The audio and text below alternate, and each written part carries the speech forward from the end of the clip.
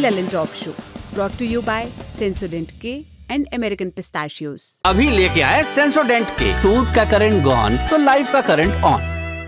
देश लोकसभा चुनाव 2024 के पहले चरण में दाखिल होने को है। 19 अप्रैल को पहले चरण का मतदान होना है। कौन कौन से राज्यों में पहले फेज में वोटिंग होनी है और वो कौन सी सीटें हैं जिन पर आनंददायक चुनाव होंगे, वीआईपी सीटें कौन सी हैं और पहले फेज में प्रमुख चुनावी नैरेटिव क्या रहे हैं, आज इस पर बात करेंगे। नमस्कार, स्वीकार कीजिए, अपन है कुलदीप और आप देखना शुरू कर चुके हैं दी ललन टॉप शो। 19 अप्रैल को जिन जिन सीटों पर वोटिंग होनी है वहां प्रचार का आज यानी 17 अप्रैल को अंतिम दिन था। कुल 21 राज्यों की 102 सीटों पर फेज 1 में वोटिंग होनी है। 10 सबसे चर्चित या वीआईपी किस्म की सीटों के बारे में आपको बताते हैं और यह भी कि इन सीटों पर खास नजर क्यों है। पहली सीट है उत्तर प्रदेश की रामपुर सीट। समाजवादी पार्टी के खांटी नेता आजम खान का स्ट्रांग होल्ड कही जाती है। सीट 2019 में यहां से आजम खान जीते थे। भाजपा के टिकट पर लड़ रही जया प्रदा को उन्होंने हराया था, वो भी सपा से ही भाजपा में आई थी। 2022 में विधायकी लड़ने के लिए आजम खान ने इस सीट से सांसदी छोड़ दी थी। उपचुनाव में भाजपा के घनश्याम लोधी जीत गए थे। 2004 और 2009 में यहां से सपा के टिकट पर जया प्रदा जीती थी। 2014 में बीजेपी से डॉक्टर नेपाल सिंह जीत गए थे।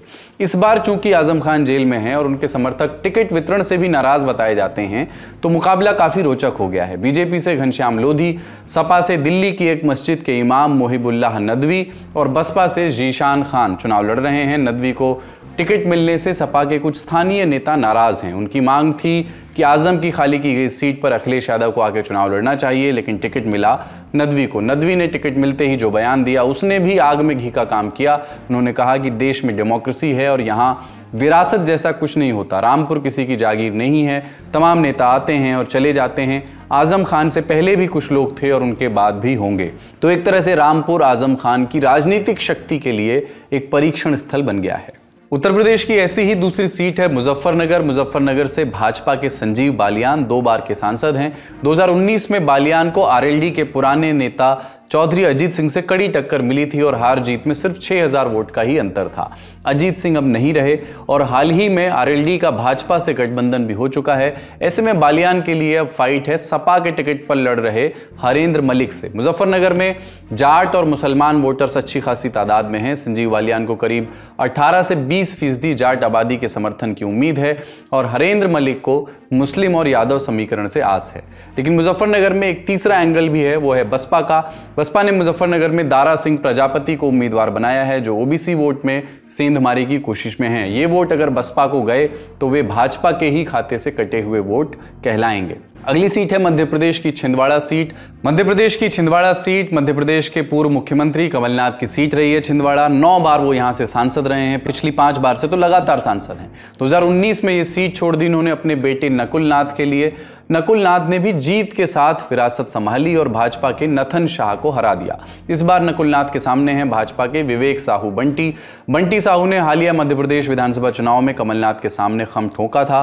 कमलनाथ 34,000 वोट से उनके सामने जीते थे। भाजपा ने फिर से बंटी साहू पर भरोसा जताया है। हाल के मध्य प्रदेश चुनावों में करारी हार के बाद कमलनाथ की राजनीतिक स्थिति कांग्रेस में कमजोर होती गई है। इस लिहाज से भी ये चुनाव उनके लिए महत्वपूर्ण है। तमिलनाडु की चेन्नई सेंट्रल सीट राजधानी की सीट है। यहां से डीएमके के टिकट पर लड़ रहे हैं दयानिधि मारन। बीजेपी ने विनोज पी सेल्वम को उतारा है। यूपीए सरकार में मंत्री रह चुके दयानिधि मारन को इस सीट पर उनका स्ट्रांग होल्ड माना जाता है। 2004 और 2009 में वो यहां से जीते थे।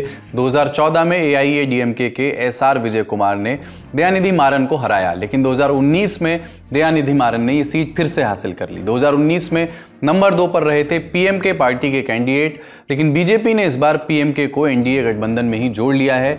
इस वजह से इस बार मुकाबला रोचक हो सकता है। तमिलनाडु की चेन्नई साउथ सीट अगली सीट है। ये वो सीट है जहां से एक पूर्व राज्यपाल चुनाव लड़ रही हैं। तमिलिसाई सुंदरराजन मार्च तक तेलंगाना की राज्यपाल थीं। 2-3 दिन में बीजेपी में शामिल हुई और टिकट मिल गया। 2019 में वो थूथुकोडी से चुनाव लड़ी थी, लेकिन डीएमके की कनीमोड़ी से चुनाव हार गई थी। सितंबर 2019 में उन्हें राज्यपाल बना दिया गया। 2014 से 19 तक वो तमिलनाडु की भाजपा की प्रदेश अध्यक्ष भी रही हैं। हालांकि सुंदरराजन के सामने जो दोनों कैंडिडेट हैं वो बहुत मजबूत माने जाते हैं। एक तो हैं मौजूदा सांसद डीएमके से टी थंगा पांडियन और एआईएडीएमके से लड़ रहे हैं जयवर्धन, जो 2014 में चेन्नई साउथ से जीतकर लोकसभा भी पहुंचे थे। 2019 में जयवर्धन दूसरे नंबर पर रहे थे। अगली सीट है तमिलनाडु की कोयंबटूर सीट। तमिलनाडु की सबसे चर्चित सीटों में से एक है क्योंकि यहां से लड़ रहे हैं तमिलनाडु में बीजेपी के प्रदेश अध्यक्ष और अपने मुंहफट राजनीतिक तौर तरीकों के लिए मशहूर अन्नामलाई। पिछले चुनाव में यहां से सीपीएम के पी नटराजन ने जीत हासिल की थी। भाजपा यहां पिछले 2 चुनावों से लगातार नंबर 2 पर आ रही है। दोनों बार भाजपा को 30% से ज्यादा वोट मिले हैं। तमिलनाडु की राजनीति में पार्टी की कमजोर स्थिति को देखते हुए ये उनके लिए बड़ा पॉजिटिव है, इसलिए इस बार अन्नामलाई के चुनाव पर नजरें सबकी टिकी हुई हैं। महाराष्ट्र की नागपुर सीट अगली सीट है। वीआईपी सीटों में सड़क परिवहन मंत्री नितिन गडकरी की सीट है। 2014 और 19 में नितिन गडकरी यहां से जीत हासिल करके आए हैं लोकसभा। खास बात यह है कि 2019 में उनके वोट और जीत का अंतर बढ़ा था। नागपुर में राष्ट्रीय स्वयंसेवक संघ का हेड ऑफिस भी है। विदर्भ का ये सबसे बड़ा शहर भी है। इस बार गडकरी के सामने महाविकास आघाड़ी की तरफ से उम्मीदवार हैं विकास ठाकरे। नागपुर सीट पर हुए कुल 18 चुनावों में से अब तक 13 कांग्रेस ने जीते हैं और 3 भाजपा में। 14 और 19 में गडकरी की जीत से पहले 1996 में बीजेपी के बनवारी लाल पुरोहित वहां से जीते थे। राजस्थान की बीकानेर सीट भी महत्वपूर्ण सीट है। मोदी सरकार में कानून मंत्री अर्जुन राम मेघवाल 2009 से बीकानेर सीट पर जीत रहे हैं। आरक्षित सीट है ये। कांग्रेस ने उनके सामने पिछली गहलोत सरकार में मंत्री रहे गोविंद राम मेघवाल को टिकट दिया है। जम्मू कश्मीर की उधमपुर सीट। जम्मू में उधमपुर लोकसभा सीट से भारतीय जनता पार्टी के कैंडिडेट हैं जितेंद्र सिंह। केंद्र में मंत्री हैं और उधमपुर से 2 बार के सांसद भी हैं। तीसरी बार उनको टिकट मिला है। उन्हीं के प्रचार के लिए प्रधानमंत्री मोदी 12 अप्रैल को उधमपुर पहुंचे थे। अनुच्छेद 370 के प्रावधान हटाए जाने के बाद पहली बार जम्मू कश्मीर में लोकसभा चुनाव हो रहे हैं। बिहार की गया सीट। बिहार के पूर्व मुख्यमंत्री जीतन राम मांझी वहां से चुनाव लड़ रहे हैं। जीतन राम मांझी पिछले 2 चुनाव इस सीट से हार चुके हैं। इस बार उनकी party Hindustani Awam party HAM जिसको बोलते हैं हम NDA का हिस्सा हो गई है। मांझी के सामने है RJD के कुमार सरोजीत और वो अभी बोधगया विधानसभा सीट से विधायक हैं। नीतीश तेजस्वी की सरकार में वो मंत्री भी रहे हैं। इस बार वो सांसदी लड़ रहे हैं। तो ये हुई वीआईपी सीटों की बात। अब बात उन चुनिंदा बयानों की करते हैं जो फेज 1 के प्रचार में छाई रहे और इस चुनाव में एक रेफरेंस पॉइंट भी बन सकते हैं आगे चल के। बीजेपी का गारंटी 0। आज तक कुछ किया है? 10 साल बीजेपी जीता है, MLA जीता है, MP जीता है नॉर्थ बंगाल से। चाय बागान का 10 लाख मजदूर का खाना बंद कर दिया था, पट्टा लेना बंद कर दिया था। हमारा सरकार वो लोगों का साथ, परसों वो लोग हमारे पास आया, कल मैंने खोल दिया, कल से मैंने बोल दिया आप लोगों ने पत्ता, आपका पत्ता लेंगे। बहुत सोच समझ के हमने ये मैनिफेस्टो बनाया है। ये मैनिफेस्टो बंद कमरों में नहीं बना। ये मैनिफेस्टो हजारों लोगों से बातचीत करके, किसानों से मिलकर, मजदूरों से मिलकर, महिलाओं से, बुजुर्गों से बातचीत करने के बाद ये मैनिफेस्टो बना है। और इस पे जरूर हमने कांग्रेस पार्टी का निशान लगाया है, मगर सचमुच में ये जनता का मैनिफेस्टो है, ये कांग्रेस पार्टी का नहीं है, ये आपका है। केंद्र मनरेगा का पैसा बेचती थी, ये रोककर बैठ जाते थे। अब इन्हें लग रहा है अब तो मोदी ने हर गरीब तक योजनाएं पहुंचाने की गारंटी दी है। अगर बंगाल के गरीब को मोदी के कामों का लाभ मिल जाएगा, गरीब आगे बढ़ जाएगा, तो टीएमसी की दुकान ही बंद हो जाएगी। फेज 1 के प्रचार को समराइज करें तो प्रधानमंत्री नरेंद्र मोदी के नेतृत्व में भाजपा का जोर एक कीवर्ड पर रहा और वो है मोदी की गारंटी। लगातार ये भरोसा दिलाने का प्रयास हो रहा है कि मोदी की गारंटी है तो पूरी होगी। साथ ही हमेशा की तरह कांग्रेस पर तीखे और चुभने वाले हमले भी जारी हैं। कांग्रेस की कोशिश ये यकीन दिलाने की है कि भाजपा सरकार में सामाजिक और आर्थिक खाई बढ़ी है। राहुल गांधी लगातार अपने भाषणों में संविधान बचाने की बात कह रहे हैं और अपने घोषणा पत्र की याद दिला रहे हैं, जिसमें कांग्रेस ने 5 न्याय और 25 गारंटियों की बात कही है। दक्षिण भारत की भी कई सीटों पर फेज 1 में मतदान होने हैं। तमिलनाडु तो पूरा राज्य ही 19 अप्रैल को वोट डालेगा। इस नाते डीएमके नेता एमके स्टालिन के बयान भी महत्वपूर्ण हैं फेज 1 के लिहाज से। तमिलनाडु के मुख्यमंत्री लगातार इस बात पर जोर दे रहे हैं कि मोदी हो या भाजपा, वो जितने भी लोकप्रिय होंगे उत्तर भारत में होंगे, दक्षिण में ऐसा कुछ नहीं है। बड़ी खबर यहीं तक। अब चलते हैं सुर्खियों की ओर। प्रधानमंत्री नरेंद्र मोदी ने 17 अप्रैल को 2 राज्यों में चुनावी जनसभाओं को संबोधित किया, त्रिपुरा और असम। त्रिपुरा की राजधानी अगरतला में प्रधानमंत्री ने क्या कहा, पहले वो सुनिए। त्रिपुरा के विकास के लिए हमारी सरकार ने जिस हीरा मॉडल पर काम किया है, और अभी मुख्यमंत्री जी हीरा मॉडल की चर्चा कर रहे थे, आज उसकी पूरे देश में चर्चा हो रही है। हीरा यानी हाईवे, इंटरनेट वे, रेलवे और एयरवे, HIRA। ये मैंने आपसे वायदा किया था और इसे पूरा करके दिखाया है। अगर दिल्ली में कांग्रेस की सरकार होती तो आपका मोबाइल बिल, जो आज मोदी के राज में मोबाइल बिल 400-500 रुपया ही आता है, अगर कांग्रेस होती ना तो आपका मोबाइल का बिल 3-4 हजार रुपये से कम नहीं आता।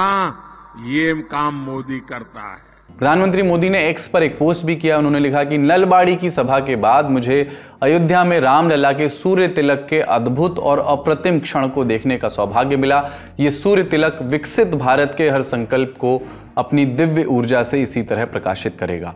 दरअसल 17 अप्रैल को रामनवमी के मौके पर अयोध्या में रामलला का सूर्य तिलक किया गया। इस आयोजन का लाइव टेलीकास्ट प्रधानमंत्री नरेंद्र मोदी ने हेलीकॉप्टर में बैठकर देखा। इसकी तस्वीरें भी उन्होंने एक्स पर पोस्ट की।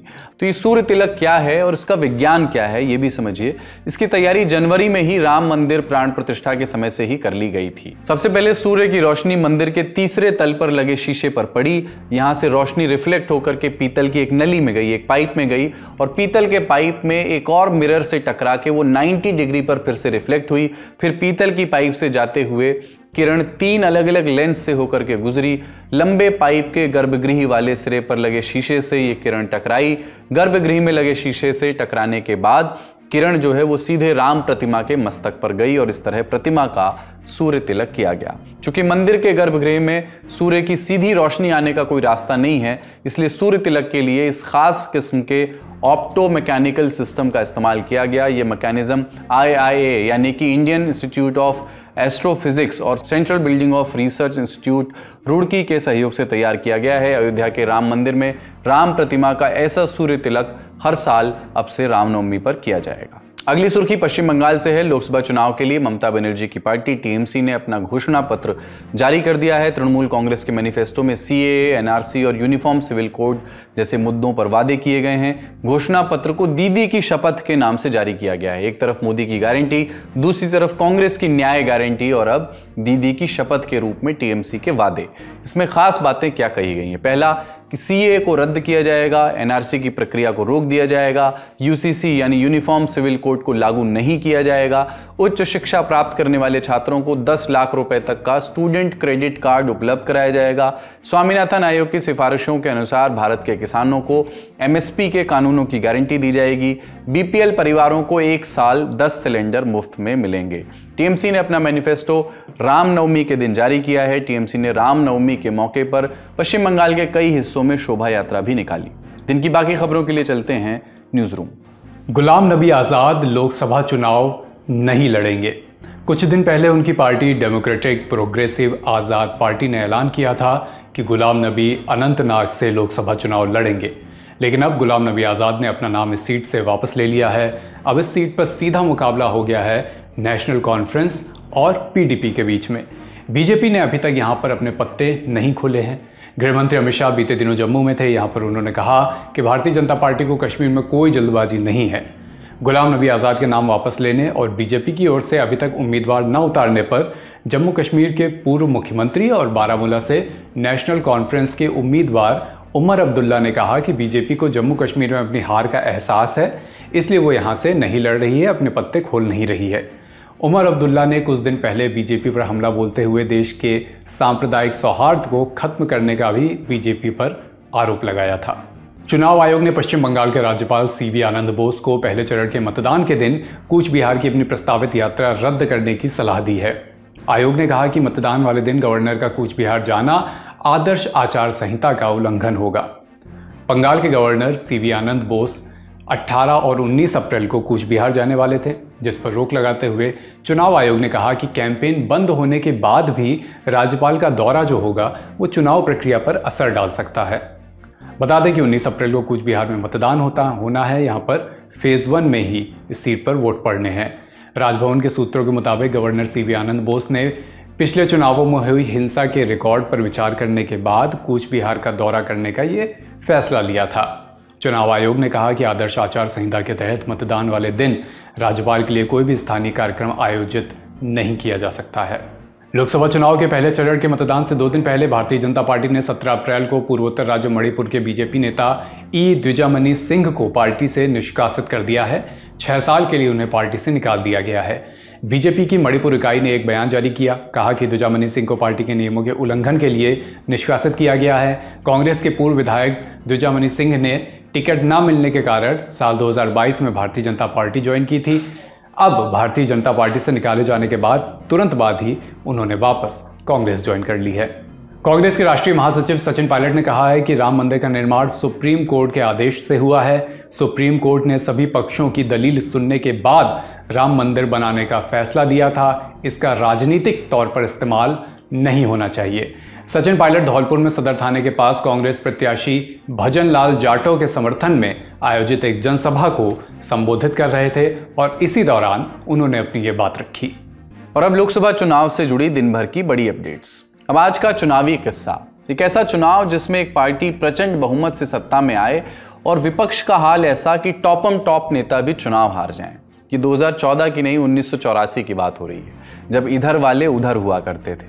इंदिरा गांधी की हत्या के बाद चुनाव हुए थे और कांग्रेस बड़ी बहुमत से सत्ता में आई थी। इस चुनाव में विपक्ष के 2 बड़े नेता अपनी सीट से चुनाव हार गए, चंद्रशेखर बलिया से और अटल बिहारी वाजपेयी ग्वालियर से। लेकिन संयोग ये बताया जाता है कि अपनी सीट हारने के 1.5 दशक के अंदर ये दोनों नेता देश के प्रधानमंत्री बने, सबसे उच्च पद पर पहुंचे। तो सीट हारना भी कई बार राजनीतिक करियर का प्रस्थान बिंदु बन सकता है। आज का लल्लन टॉप शो यहीं तक। अपना और अपनों का ख्याल रखिए, देखते रहिए दी लल्लन टॉप। शुक्रिया, शुभ रात्रि।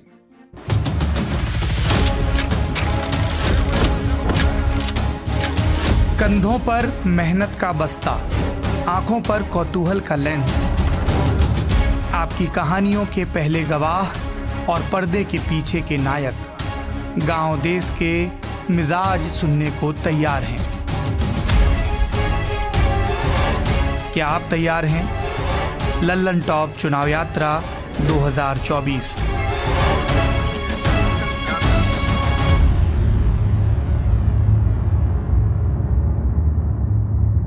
Powered by Mangaldeep. प्रार्थना की महक, प्रार्थना के बाद भी। Candid dusting powder, ITC sunrise मसाले, स्वाद बिहार का।